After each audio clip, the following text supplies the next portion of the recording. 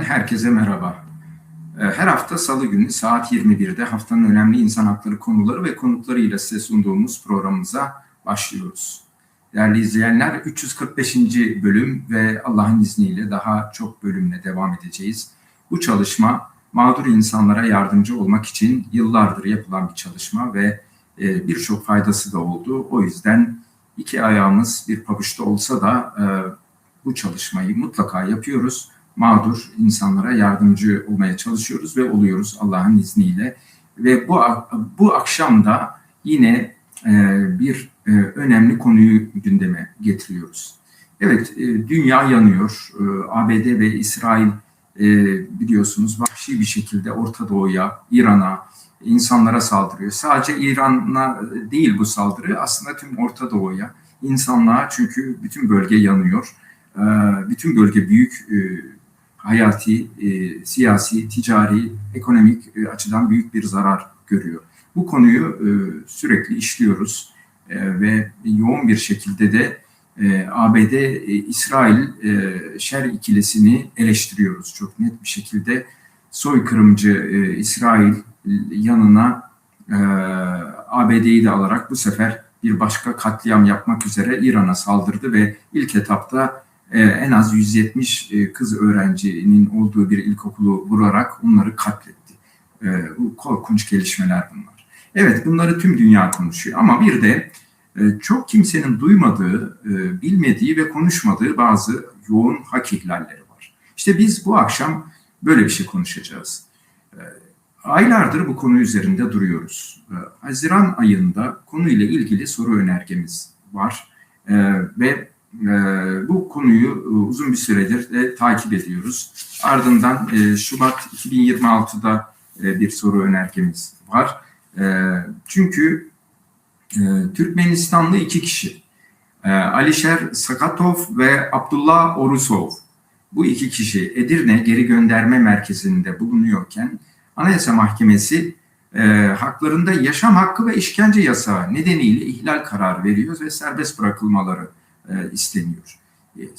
Ve bu karar 14 Temmuz'da, 24 Temmuz'da bu karar alınıyor ve hani ailelerine kavuşacakken Temmuz ayından beri bu iki kişi yok. Temmuz ayından beri bu iki kişi yok. Evet, yanlış duymuyorsunuz. Anayasa Mahkemesi'nin kararına rağmen ne oldu ne bitti? Kardeşim, İçişleri Bakanlığı, Göç İdaresi Başkanlığı, Edirne Geri Gönderme Merkezi. Bu ne iştir? Bu nasıl bir skandaldır? Biz bunu soru önergemizle de soruyoruz. Yani kişileri serbest bıraktık deyip de bir takım yetkililere teslim edip hayati tehlikelerin olduğu Türkmenistan'a mı gönderdiniz? Ne yaptınız kardeşim? İşte bütün bunları biz bu akşam soracağız. 24 Temmuz'da geri gönderme merkezinden tahliye edilmişler. Sonrası muamma, karanlık, haber yok. Ailesi hiçbir haber alamıyor. Avukata başvurmuş ve avukat takibinde şu anda. Fakat herhangi bir açıklama yapılmıyor. Herhangi bir gelişme yok. Savcılara gidiyorlar, doğru dürüst bir araştırma yok. Ben milletvekili Ömer Faruk Gergerlioğlu'na geliyorlar. Soru önergesi veriyoruz. Temmuz ayındaki bu olay için. Düşünün, aradan kaç ay geçmiş? 8 ay geçmiş. Hala bize bir cevap vermiyor İçişleri Bakanlığı. Aynı zamanda Adalet Bakanlığı'na da sormuşuz. Nerede kardeşim? Sayın Bakan Akın Gürlek, Sayın İçişleri Bakanı, nerede bu iki kişi? Ya Türkiye iyice hukuksuzlaştı ama yani ne oluyor? Anayasa Mahkemesi kararları uygulanmıyor, ahim kararları uygulanmıyor, insanlar zindanlarda tutulmuyor ama şu an öyle bir evreye geçilmiş ki ya zindandaki adam da kaybediliyor. Ne oluyor kardeşim? Ne iştir bu? Bakın bunları bu akşam konuşacağız. Çok ciddi iddialar var. Ben tüm yetkililerin dikkatini buraya çekiyorum. Sayın Anayasa Mahkemesi Başkanlığı, sizin aldığınız bir karardan sonra Göç İdaresi Başkanlığı Edirne Geri Gönderme Merkezi'nde neler dönmüş? Haberiniz var mı? İçişleri Bakanlığı, sizin idareniz altındaki bu binada neler olup neler bitti kardeşim? Ne oluyor? Türkmenistan'ın baskıcı yönetimine bu kişileri iade etmeye mi çalıştınız? Ne oldu? Ne bitti? bir kaçırılma olayı mı var? Sizin bilginiz dahilinde mi? Başka bir şeyler mi oluyor? Ne oluyor? Bunu bize açıklayın. Evet, ben bu soruları bir milletvekili olarak sordum. Halen cevap yok. Halen bana bir cevap gelmedi. Niye gelmiyor? Niye açıklama yapmıyorsunuz? İçişleri Bakanlığı, Adalet Bakanlığı, soru önergesiyle yazılı olarak sordum. Görüntülerde görüyorsunuz, mecliste basın toplantımda fotoğraflarını göstererek soruyorum. Neden bu konuda bana bir cevap vermiyorsunuz? Ben yüz binlerce kişinin oyuyla seçilmiş 86 milyonun temsilcisi bir milletvekiliyim. Neden bana bu konuda bir cevap vermiyorsunuz? Bir şeyler mi saklıyorsunuz? Ne oluyor, ne bitiyor? Evet, bütün bunları bugün mağdurların yakını ve avukatlarıyla konuşacağız. Kendilerini ekrana alalım. Evet. Mağdur Alişer Sakatov'un eşi Gullala Sakatov ekranlarımızda, kendisine hoş geldin diyoruz. Hoş bulduk. Merhabalar hepinize. Teşekkür ederim.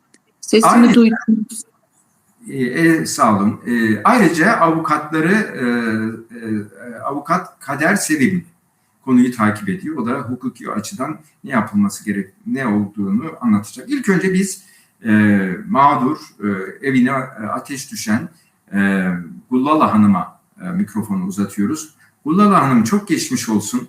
Konuyu takip ediyorum ve çok ciddi bir olay olduğunu gördüğüm için hem konu hakkında soru önergesi verdim, basın toplantısında gündem ettim, hem de sizin sesinizi duyurmak için, çünkü siz sosyal medyadan da feryat ediyorsunuz, bana tekrar ulaştınız ve ben sizin sesinizi etkili bir şekilde duyurmak için programıma aldım.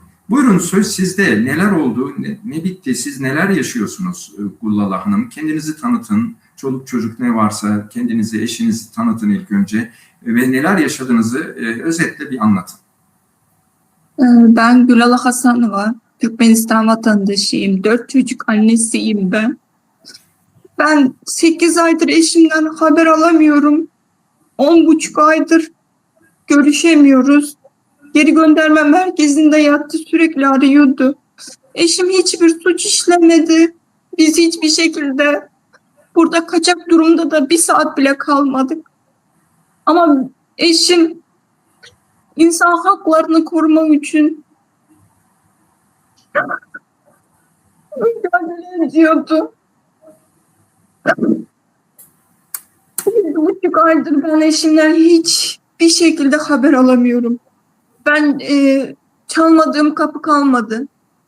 Sadece siz duydunuz beni. Türkiye yetkililerine video çektim. Her taraftan yazdık. Avukatımız da durmadan yazıyor. Hiçbir şekilde cevap yok. Bana diyorlar ki eşin seni görmek istemiyordur belki. Benim eşim çocuğun ailesine düşkün insandı. Ben sadece eşimin bulunmasını, ailemize dönmesini istiyorum. Lütfen bu konuda yardımcı olun bana. Bir çaresiz eş olarak, bir çaresiz anne olarak çok zor durumdayım ben. Peki, anlıyorum. Üzüntünüzü çok yakından anlıyorum Hanım. Peki siz kaç yıldır Türkiye'deydiniz? Neden gelmiştiniz? Bir oturumla ilgili sorun mu vardı? Neden geri gönderme merkezine gönderildi Alişer Sakatov? Siyasi bir durum mu vardı? Nedir durum? Bu işin perde arkasını bir anlatır mısınız? Biz 7,5 sene bundan önce Türkiye'ye gelmiştik. 3 çocuğumuzla gelmiştik. Hiçbir şekilde oturumumuzun aksaması yoktu. Kaçak durumda değildik, evrağımız vardı. 4,5 sene bundan önce eşim 5 sene bundan önce oldu. Bu insan haklarını koruma adına insanların sesi oldu. Gözü kulağı oldu. Onların sesini duyurmaya çalıştı. Sonra biz uluslararası başvuru koruma sahibi oldu. Türkçem o kadar da güzel değil, kusura bakmayın. Uluslararası koruma başvuru sahibi olunca her şeyimiz tamamdı. Biz eşim imzaya gidip geliyordu. Evraklarımız tamam. 28 Nisan günü sabah 7 gibi 2 sivil polis geldi. Emniyetten eşimi götürdüler. Hiçbir şekilde avukatımızla konuşturmadılar. Sanki birisini öldürmüş, o kadar ceza işlemiş ki öyle götürdüler. 2 saat, 3 saate kalmadı, Ankara'ya gönderdiler. Ankara'dan Edirne geri gönderme merkezine gönderdiler. Her gün eşim 4-5 kez beni arıyordu. 24 Temmuz gece saat 19.58'di. Beni en son o saatte aradı. Ondan sonra aramadı. Dedi ki Edirne geri gönderme merkezinin dedi telefon altyapılarını yapılacak. Ana yapısı yapılacak dedi. Telefonlar çalışmayacak dedi. O günün saat 9-10 gibi eşimi serbest bırakmışlar. 25 Temmuz günü saat 11.50 gibi beni yanında kalan beraber kampta kalan çocuklar aradı. Dedi ki eşinizi dedi sevk ettiler dedi. Bilginiz olsun, avukatınızı aramanızı istedi. Eşiniz bize söyledi. Benim numaramı vermiş eşim. Sonra ben avukatımızı aradım. Avukat da hemen oraya geri gönderme merkezine avukat gönderiyor. Oradakiler diyor serbest bıraktık diyor. Hiçbir şekilde bize bilgi vermiyorlar.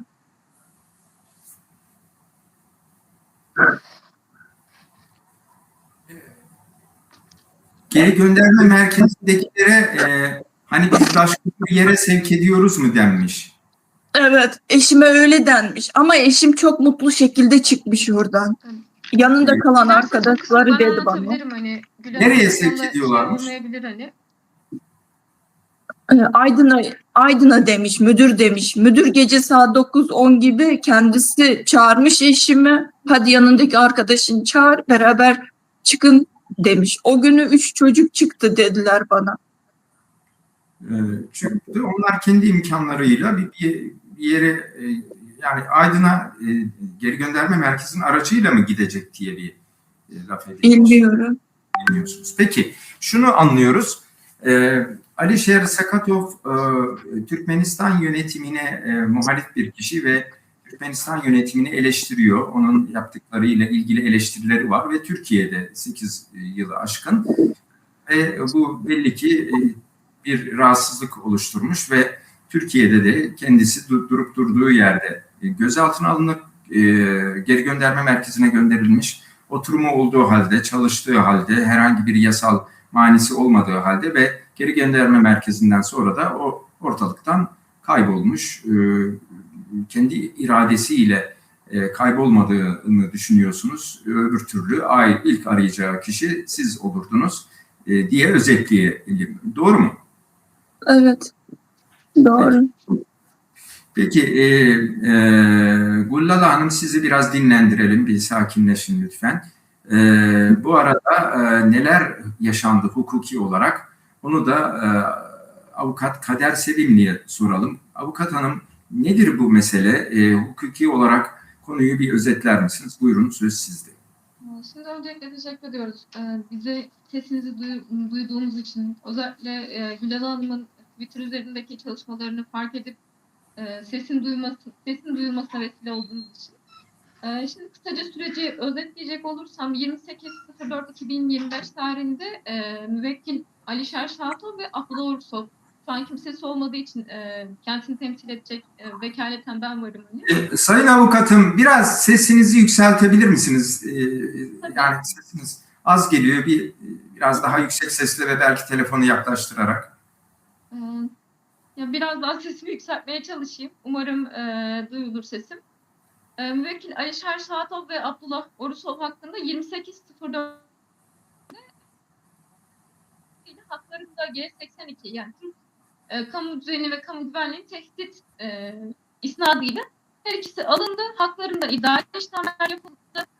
Bu idari işlemler neticesinde müvekkiller hakkında sınır dışı kararı ve normal şartlarda her iki müvekkil de aktivist insanlar Türkmenistan aleyhine faaliyet yürüten ve kendi sosyal medya hesapları üzerinden belli eleştiriler yapan insanlar. Ve bu sebeple de zaten defaten kendi sosyal medya hesapları Türkmenistan Radyo Televizyon Kurulu tarafından kapatıldı. Buna ilişkin delillerimiz de var. Hani. Bunları belirtmemize rağmen uluslararası koruma statüleri iptal edildi. Bu süreçte mülakatları yapıldı. Keza biz de idari süreçleri işlettik. Samsun İdare Mahkemesi'nde sınır dışı kararın iptali davası açtık. Aynı zamanda uluslararası koruma statüsünün iptaline ilişkin de Ankara İdare Mahkemesi'nde ayrı ayrı davalarımızı açtık biz. Bu süreçte müvekkiller önce Ankara Akbük Geri Gönderme Merkezi'nde, akabinde Alişer Şatıp Edirne Geri Gönderme Merkezi'nde, diğer müvekkilimiz ise Kırklareli Geri Gönderme Merkezi'nde tutuklar. Yine kaybolmalarından kısa bir süre önce de Samsun İdare Mahkemesi'nce red kararı verildi. Sınır dışı kararına karşı. Anayasa Mahkemesi'ne başvurduk. Anayasa Mahkemesi'nce de tarafımıza tedbir kararı verildi. Tedbir kararıyla da dava süresince sınır dışı ve diğer işlemler tabi tutulmamaları gerektiği açık bir şekilde Anayasa Mahkemesi'nce belirtildi. Biz de bu durumu Göç İdaresi'ne bildirdik zaten. Direkt Anayasa Mahkemesi de keza aynı şekilde bildiriyor bu durumu. Kaybolmalarından 2-3 gün önce diğer müvekkilimiz Abdullah Orusov Kefanköy Geri Gönderme Merkezi'nde bulunmasına rağmen diğer müvekkilimiz Alişer Şatov'un yanına getirilmişti. Bu süreçte zaten Bilal Hanım'ın da belirttiği üzere en son 24.07.2025 tarihinde kendilerinden haber aldık. Akabinde sonrasında hiçbir şekilde haber almadık. Biz oraya avukat görevlendirmesi yaptık. 25'inde Edirne Geri Gönderme Merkezi'nce tarafımıza hiçbir şekilde serbest bırakma bilgisi verilmedi. Sevk oldukları başta belirtildi. Biz de bu bilgiye istinaden bekledik. Hani 2 gün boyunca hukuki herhangi bir aksiyon alamadık maalesef sevklenildiği için. Sonrasında 28.07'de yeniden görevlendirme yaptık. Durumun sevk olmadığını, serbest bırakma olduğunu öğrendik. Evet, avukat hanım yayından düştü. Devam eder. Yayını biraz zaten sıkıntılıydı. Kendisi de arkadaşlarımız uyarsın. Daha iyi bir internet bağlantısı altında tekrar bize bağlansın. Ben bu arada Gullala Hanım'a döneyim. Peki siz hukuki bölümü biz avukat hanımdan soracağız. Yani neler yaşıyorsunuz? Ne oluyor? Ne bitiyor? Nerelere başvurdunuz? Yani bireysel gayretleriniz nelerdir? Ailevi olarak neler yaşıyorsunuz? Buyurun, söz sizde. Ailevi olarak çok zor durumdayım. 4 çocuğun babasını soruyor. Ben çocuklarım bir tanesini okutabiliyorum. 2 tanesini okutamıyorum. Hem çalışmak zorundayım, hem eşimin bulmak zorundayım. Çocuklarıma bakmak zorundayım. Ben Ankara'ya kadar gittim. Ankara İçişler Bakanlığı'na gittim.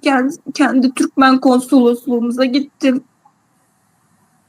Her tarafa dilekçe yazdım. Kendi imkanımla avukat da yazdı. Ben de yazdım. Bana gelen bir şeyler dilekçeden sonra yetersiz delil olarak kapatılmış dosyalar.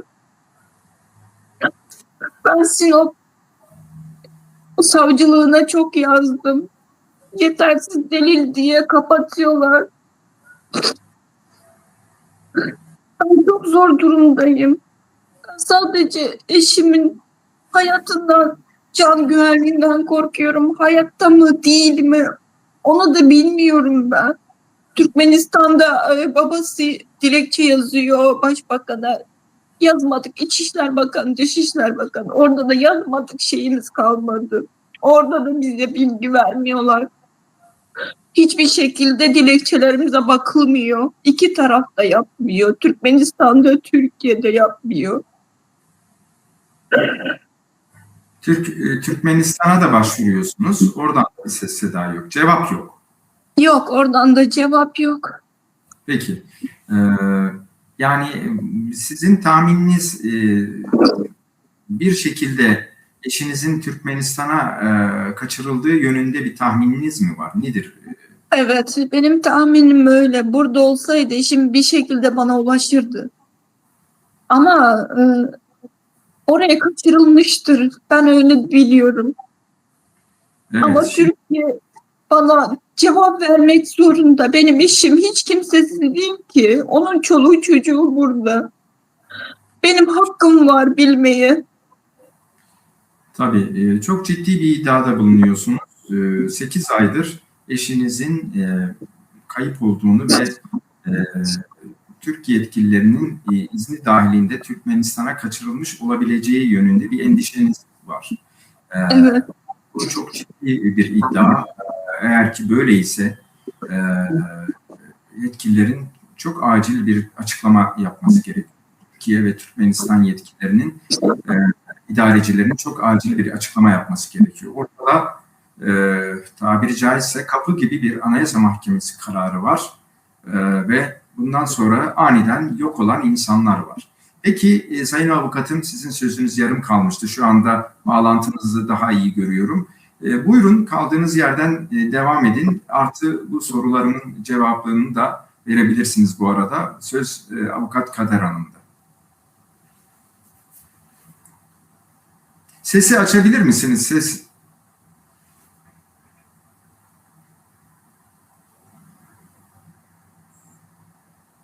Ses yok.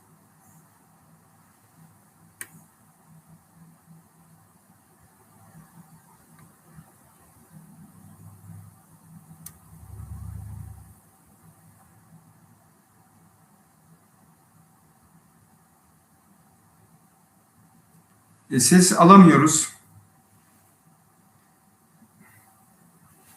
Evet. Peki Avukat Hanım tekrar düştü. Ses yönetimi konusunda arkadaşlarımız da yardımcı olsunlar. Peki Kublala Hanım, ben tekrar sizi dinliyorum. Bir fotoğraf var. Bu fotoğraftaki kim? Bu da yani platforması bunlar da insan haklarını, hukuklarını koruyan bir grup. Bunlar şeye gitti, Birleşmiş Milletler'e gitti. Orada protesto yaptılar. Oradaki resimleri bu. Evet. Ben Sinop'ta da eşimin fotoğraflarını, şeylerini kayboldu diye her tarafta ilan yaptım. Resimlerini yapıştırdık. Ankara'da yaptılar. Arkadaşlar sağ olsun. Hiçbir şekilde bulamıyoruz. Ben diyorum ki biz hangi devirde yaşıyoruz? Teknolojinin östüğü devir şimdi, değil mi? Niye kamera kayıtlarını göstermiyorlar bana? Ben sadece çocuklarıma kavuştursunlar eşimi. Başka bir şey istemiyorum. Maddi değil, sadece manevi yardım istiyorum. Benim küçük oğlan babasına çok düşkündü. Babam sevgisini şimdi görmeye başlamış. O çok üzülüyor.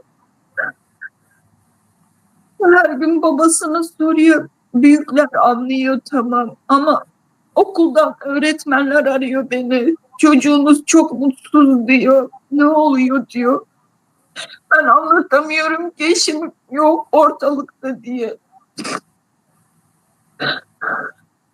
Bu mutlu aile tablosundan evimizde hiç mutluluk yok. Güzel yemek kokusu yok. Hayatın tadı yok. Tuzu yok bizim 3 şimdi. Suçlu olsa tamam diyeceğim, eşim suçsuz. Suçsuzluğu da subut edildi. Anlıyorum. Şimdi anlaşılan mesele ulusal boyutu da aşmış. Türkiye ve Türkmenistan boyutunu da aşmış. Birleşmiş Milletler'e gitmiş. İnsan hakları aktivistleri Birleşmiş Milletler'in önünde Alişer Sakhatov ve Abdullah Orusov'un hayatı hakkında, kaçırılmadığı ve akıbeti hakkında bilgi isteyen gösteriler yapıyorlar. Peki Türkiye iktidarı ne yapıyor? Türkiye iktidarı bir milletvekilinin sorularına bile cevap veremiyor. Niye veremiyorsunuz kardeşim? Alişer Bey kaçırıldı mı? Sayın İçişleri Bakanı, sana soruyorum. Çok net bir soru soruyorum. Olay uluslararası düzleme çıkmış durumda. Birleşmiş Milletler önünde gösteriler yapılıyor. Türkmenistan yönetimini anladık. Ağır derecede antidemokratik bir yönetim. Ancak Türkiye iktidarı demokrasiyle ilişkisi olduğunu söylüyor. AB'ye girmeye çalıştığını söylüyor. Bu nasıl bir iştir? Karşımızda ağlayan bir eş var, bir anne var. ve halen 8 aydır alamadığımız cevaplar var. Bu nedir yani? Bunu anlamak mümkün değil. Biz bir an evvel cevap bekliyoruz. Aile çok zor durumda. Alişer ve Abdullah Bey'in hayatlarından endişe ediyorlar. İnsan hakları savunucuları Birleşmiş Milletler'de. Bir cevap bekleniyor. Neden bir cevap verilmiyor? Bu ülkenin Anayasa Mahkemesi kararları çiğneniyor da çiğnendikten sonra da böylesine inanılmaz kaçırılma hadiseleri mi oluyor? Size soruyorum. Bu insanlar kaçırıldı mı kardeşim? Daha net sorayım size. İçişleri Bakanlığı. Ne oldu yani? Bu insanlar nerelere götürüldü? Türkmenistan yönetimi mi aldı bunları? Bu soruların net cevabını bekliyoruz. Peki Sayın Avukatım Kader Sevimli tekrar geldi. Ben yine sözü kendisine bırakıyorum. Tekrardan özür diliyorum, kusura bakmayın. Şimdi en son zaten kaybolma hususuna değinmiştik. Zaten Gülal Hanım da muhtemelen bu hususlara değinmiştir. Ben kısaca en son yaptığımız işlemler ve bizim fark ettiğimiz şeylerden bahsetmek istiyorum. Bizim en son fark ettiğimiz şey şu oldu. G82 tatil kodunun iptali için açmış olduğumuz davada şöyle bir şey fark ettik biz. Alişer Şahatoğlu'nun dosyasına İçişleri Bakanlığı'ndan şöyle bir yazı cevabı gelmiş ve o yazı cevabında şöyle diyor. MİT'in oluruyla kaybolmalarından yaklaşık 2 gün öncesinde haklarındaki tahdit kodu kaldırılıyor. Biz bunu fark ettiğimizde zaten bayağı bir aradan zaman geçti. Biz aynı şekilde savcılık dosyasında da biz bu durumları bildirdik. Maalesef ki şu an savcılık dosyasında da hiçbir işlem yapılmıyor. Göç İdaresi görevlilerinin sorumlu olmasından kaynaklı biz savcılık şikayetinde bulunmuştuk. Buna ilişkin işlem yapılmadı. Direkt yetkisizlik kararı verildi.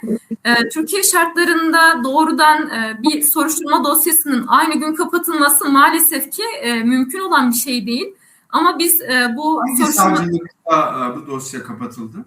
Hem Edirne Savcılığı Cumhuriyet Başsavcılığında hem de Sinop Cumhuriyet Başsavcılığı'na yapmış olduğumuz şikayetler hemen kapatıldı. Yani çok aradan bir zaman geçmeden dosya hemen kapatıldığı gibi biz zaten böyle bir şey beklemiyorduk. Hangi gerekçeyle kapatılıyor demiyor musunuz? Ortada kayıp olan 2 insan var. Hangi gerekçeyi sunuyorlar? Şöyle, gerekçesinde işlem yapılmasına yer olmadığı kararı verildi. Açıkça dayanaktan yoksunluk diye belirtildi. Oysa ki zaten müvekkillerin GGM sınırı içerisindeyken kayboldukları açık. Evet, bize GGM'den yol izin belgesi ve serbest bırakıldıklarına dair çok sonradan evraklar verildi. Ancak bu evraklarda Gülal Hanım eşinin imzası olmadığını beyan ediyor. Keza yine evrakların içerisinde serbest bırakma tutanaklarında sınır dışı davasının iptal edildiği yazıyor. Oysa ki böyle bir durum söz konusu değil. Bir sınır dışı davası iptal edilmediği için Anayasa Mahkemesi'ne başvurduk. Yani arada çok fazla çelişki var. Buna rağmen savcılık bu çelişkiyi değerlendirmeden işlem yapmadı hiçbir şekilde. Biz sonrasında yine Eylül ayında tekrardan soruşturma dosyalarından olumsuz netice alınca Eylül ayında tekrardan kayıp ihbarında bulunduk. Ve Eylül ayından bu yana hiçbir şekilde bu CBS dosyasına işlem yapılmıyor. En son 12. ayda Edirne Jandarma Karakol Komutanlığı'ndan müzekkere cevabı gönderildi. Müzekkere cevabında müvekkillerin kaybolmadan kısa bir süre öncesinde yapmış oldukları seyahate ilişkin bilgi geldi. Ve Edirne Cumhuriyet Başsavcılığı'nca bu bilgi dikkate alınmadan müvekkillerin kayıp tarihi 24.07.2025. O tarihten çok sonraki bilgiler esas alınarak yetkisizlik kararı verildi. Yani savcılığın konudaki dikkatini size göstermeye çalışıyorum. Sonrasında zaten verilen yetkisizlik kararıyla Sinop'un yetkili olduğu iddia edildi. Sinop Cumhuriyet Başsavcılığı da yetkili olmadığı gerekçesiyle Ağır Ceza Mahkemesi'ne gönderdi. Şu an tekrar dosya Edirne Cumhuriyet Başsavcılığı'nda açıldı. Hatta sizin soru önergenizi gördüğümde sizin gerçekten o açıdan çok sevindim. Hani en azından yalnız olmadığınızı fark ettik. Çünkü savcılık kalemiyle görüştüğümde artık bizi aramayın. Çünkü işlem yapılmayacak gibisinden böyle bir şey aldık maalesef ki. Ve hiçbir şekilde şu an dosyada işlem yapılmıyor. Biz kamera kayıtlarının toplanmasını istedik. Maalesef ki müvekkiller kayboldukları tarihten bu yana hiçbir şekilde kamera kaydı toplanmadı. Ya bu hayatın olağan akışına aykırı bir durum. Normalde bir kişi kaybolduğu takdirde bulunduğu en son görüldüğü yerdeki kamera kayıtları, MOBESE kayıtları bunların hepsi toplanır. Yani ancak bu müvekkilinde o güne dair 24 Temmuz'a dair geri gönderme merkezinin önündeki kamera kayıtları size verilmiyor mu? Hayır, hiçbir şekilde verilmiyor ve bu hususa ilişkin Edirne Göç İdaresi'ne müvekkiller sizde mi, sizde değil mi? Bu şekilde bir soru soruluyor savcılık tarafından. Oysa bizim talep ettiğimiz ve asıl olması gereken şey şu: bu müvekkiller hala yani bu müvekkiller şu tarihte bu kişiler kayboldu, mağdurlar. Bu mağdurların son görülme tarihi olan 24.07'ye ilişkin kamera kayıtlarının verilmesi, gönderilmesi, talep edilmesi gerekirken çok alakasız sorular sorularak dosyanın ilerletilmediğini görüyoruz biz. Maalesef ki üzülerek bunu belirtiyorum. Peki, Biz bunun anlıyorum, burada yine size söz vereceğim. Ben burada arkadaşlarımız da mentionlasın. Edirne Valiliği ve Edirne Cumhuriyet Başsavcılığı'na soruyorum. Bu nasıl iştir yani? Siz görevinizi nasıl yapıyorsunuz Sayın Vali, Sayın Cumhuriyet Başsavcısı? İliniz sınırlarında çok vahim bir olay yaşanıyor. Anayasa Mahkemesi'nin ihlal kararından sonra serbest bırakılan insanlar bir anda kayboluyor veyahut da kaybediliyor. Belli ki ailelerine de haber vermediklerine göre iradeleri dışında bir şekilde zorla kaybedilip kaçırılıyorlar ve bir yere götürülüyorlar. Bu çok açık ve savcılıkların duyarsızlığı da çok açık. Bu konuda bir açıklama yapar mısınız Sayın Edirne Cumhuriyet Başsavcım, Sayın Edirne Valim? Ben sizden açıklama bekliyorum. Aylardır soru önergesine cevap bekleyen bir milletvekili olarak bir açıklama bekliyorum. Sayın avukatımın söyledikleri son derece vahim, bu duyarsızlık, bu örtbas çabasını görüyorum ve son derece vahim buluyorum. Sayın avukatım, lütfen devam edin. Teşekkür ediyorum. Şimdi en son zaten belirttiğim üzere savcılık tarafından işlemler maalesef ki çok farklı bir noktaya götürülmekte. Yani tabir caizse yapılması gereken şey çok yokuşa sürüklenmekte iş. Yani bilinçli bir şekilde bu iş yapılmamakta. Maalesef ki yani biz bunu üzülerek belirtiyoruz. Çünkü Türk adaletine olan güvenimiz de oldukça zaten bu süreçten sonra zedelendi. Adalete olan bir güven kalmadı. Keza Gülalı Hanım'da da uzun zamandır biz adalet arayışındayız. Hiçbir şekilde sesi duyulmuyor. Savcılığın bu şekilde işlem yapmaması zaten hayatın olağan akışına aykırı ve açık bir şekilde biz görüyoruz ki olayın üstü kapatılmaya çalışılıyor. Bu insanlardan bir şey bulmamız engellenmeye çalışılıyor. Çünkü normal şartlarda Türkiye gibi bir ülkede, yargılamanın uzun sürdüğü bir ülkede soruşturma dosyasının 29'unda sisteme düşmesiyle birlikte aynı gün dosya hakkında karar verilmesi mümkün değil, yani maalesef ki mümkün değil ve biz bu dosyalardan bunu gördük. Bizim anladığımız kadarıyla zaten dosyalar bilinçli bir şekilde kapatılıyor, bilinçli bir şekilde ilerletilmiyor, bilinçli bir şekilde kamera kayıtları toplanmıyor. Bu insanların bulunmasına maalesef ki bilinçli bir şekilde engel olunuyor. Peki Adalet Bakanlığı yetkililerinin cevapsızlığına ne diyorsunuz? Biz kendilerine bu konuda soru önergesi verdik. Kimse yani bize sorulmadı demesin. Bir milletvekili bunu soruyor. Avukatı, ailesini bırakın ve halen aylardır cevap vermiyorlar. Bunlar ne diyorsunuz? Tabii ki çok vahim bir durum. Çünkü bu adaletin geldiği noktayı temsil ediyor. Yani Adalet Bakanlığı var olan durumlardan bir haber bir şekilde hareket ediyor. Maalesef ki dediğim gibi bu ülkenin geldiği vahim noktayı işaret etmekte. Bununla birlikte zaten bizim temel amacımız şu: bu insanlar burada mı? Buradaysa o zaman bize yerini söyleyin. Burada değilse de teslim edildiklerini, ülkelerine gönderildiklerini biz öğrenelim. Ona göre zaten hukuki aksiyon neyse biz onları alırız. Bizim temel amacımız bu. Yani biz açıklama istiyoruz. Maalesef ki Adalet Bakanlığı da 3 maymunu oynayarak, keza İçişleri Bakanlığı, Göç İdaresi Başkanlığı, tüm bakanlıklarımız bu 3 maymunu oynadıkları için biz gerekli aksiyonu alamıyoruz. Ve şu an bu insanlar mağdur durumda. Gülalı Hanım'ın çocukları eğitimlerine şu an devam edemiyor. Mağdur durumdalar. Yani bunun olmaması gerekiyor maalesef ki.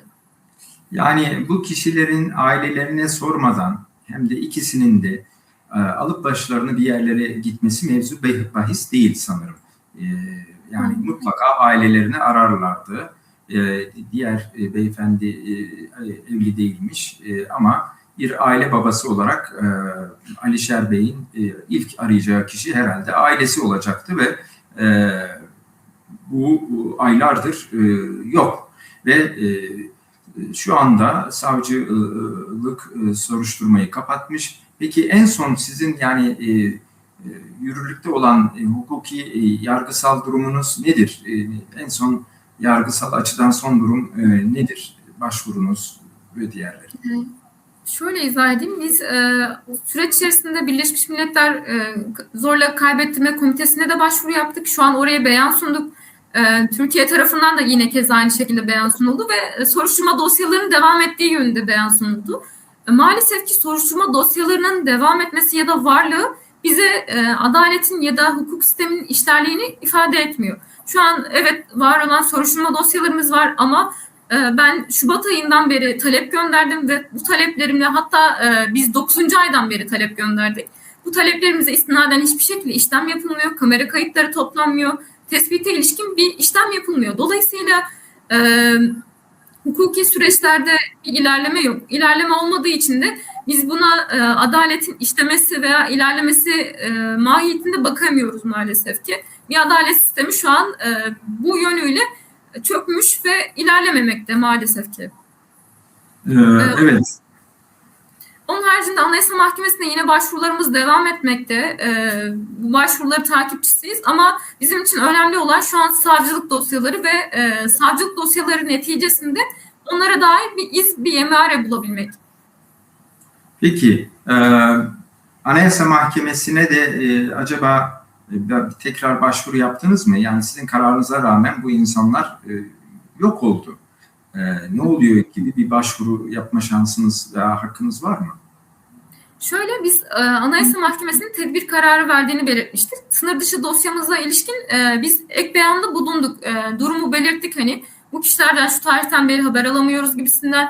Keza yine savcılık dosyamız kapsamında verilen yetkisizlik kararına istinaden de aynı şekilde Anayasa Mahkemesi'ne başvuruda bulunduk. Şu an dosyalarımız Anayasa Mahkemesi önünde ve Anayasa Mahkemesi'nce zaten durumu biz beyan ettiğimiz için bilindiğini düşünüyoruz.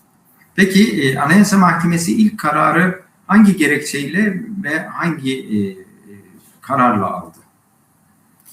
Anayasa Mahkemesi 14-10-2025 tarihinde tedbir kararını aldı. Şu an için zaten tedbir kararının yani nedeni nedir? Nasıl bir hukuksuzluk? Tabii ki şöyle tedbir kararının verilme sebebi şu. Müvekkiller, aktivist ve açık bir şekilde eylemleri, Türkiye'de gerçekleştirdikleri Türkmenistan aleyhindeki eylemleri Türkmenistan tarafından ket vuruluyor ve buna ilişkin tehdit alıyorlar. Biz bunları Anayasa Mahkemesi dosyamıza sunduk. Oradan da tedbir kararı verildi. Haricen de Anayasa Mahkemesi'nden şu an aldığımız bir beyan yok hani. Evet.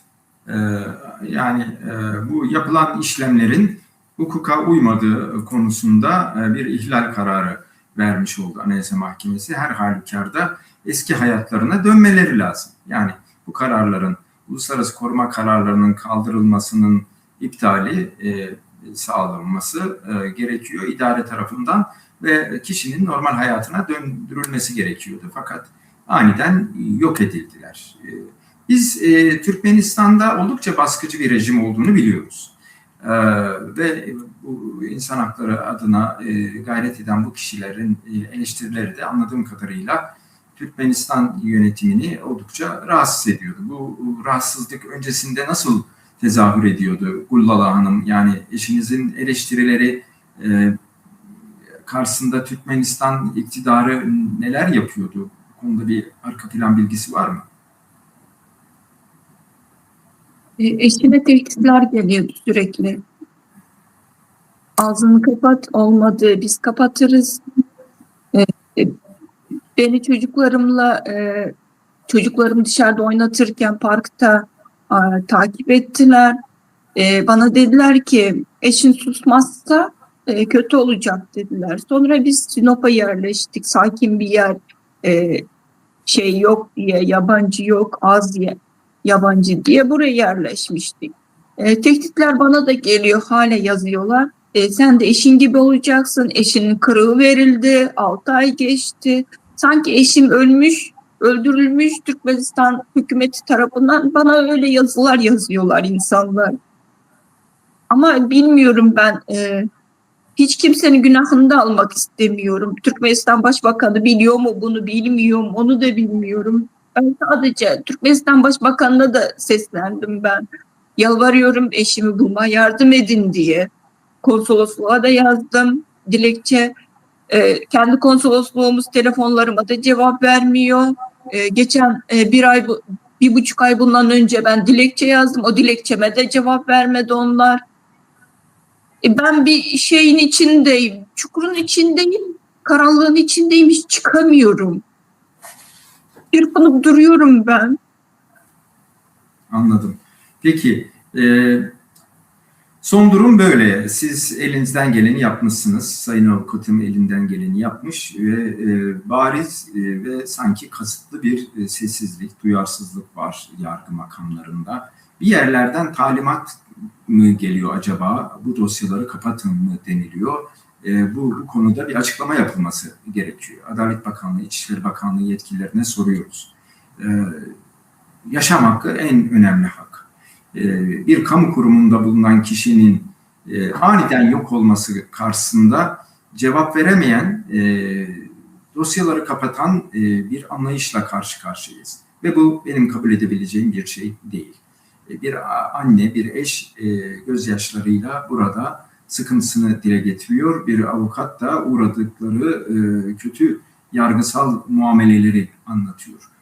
Bunu biz ulusal ve uluslararası platformlara taşıyacağız.